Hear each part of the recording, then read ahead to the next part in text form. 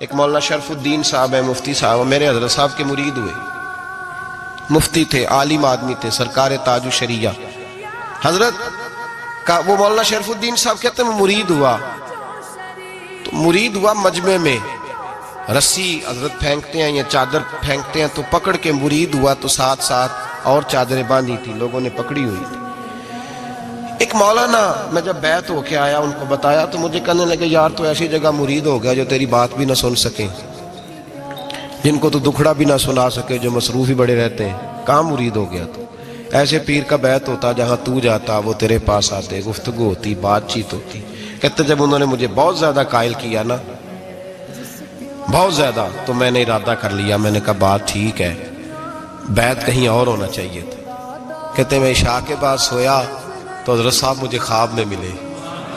خواب میں، اور فرمانے لگے مولانا جب آپ مرید ہوئے تھے تو آپ اس جانب بیٹھے تھے،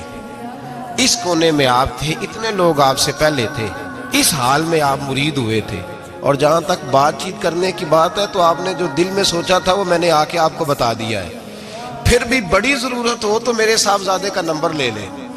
اور فون کر لیا کریں، بات ہو جایا کرے گی۔ کہتے ہیں یہ ابھی بات ہو ہی رہی تھی کہ میرے دروازے پہ دستک ہوئی تو میری آنکھ کھل گئی، میری آنکھ کھلی تو میں پریشان ہوں کہ نمبر تو ملا نہیں۔ ایک انجینئر صاحب میرے محلے میں رہتے تھے، فرماتے ہیں وہ شام کو میرے پاس آئے اور کہنے لگے مولانا سنا ہے آپ حضرت مفتی اختر رضا صاحب سے مرید ہو گئے؟ میں نے کہا ہاں، تو کہنے لگے میں ان کے مدرسے میں کام کر کے آئے ہوں، میرے پاس ان کے بیٹے کا نمبر ہے، چاہیے آپ کو؟ نمبر ہے چاہیے؟ کہتے ہیں نمبر مجھے وہ شام کو گھر آ کے دے گئے۔ اب جب میں آستانہ نور پہ بریلی شریف ملنے کے لیے حاضر ہوا تو میرے دل میں خیال آیا، جب میں اندر گیا نا تو میرے دل میں خیال آیا حضور خواب جو آئی تھی اتنی بھی جلدی کیا ہے، ذرا ٹھہر جائیے،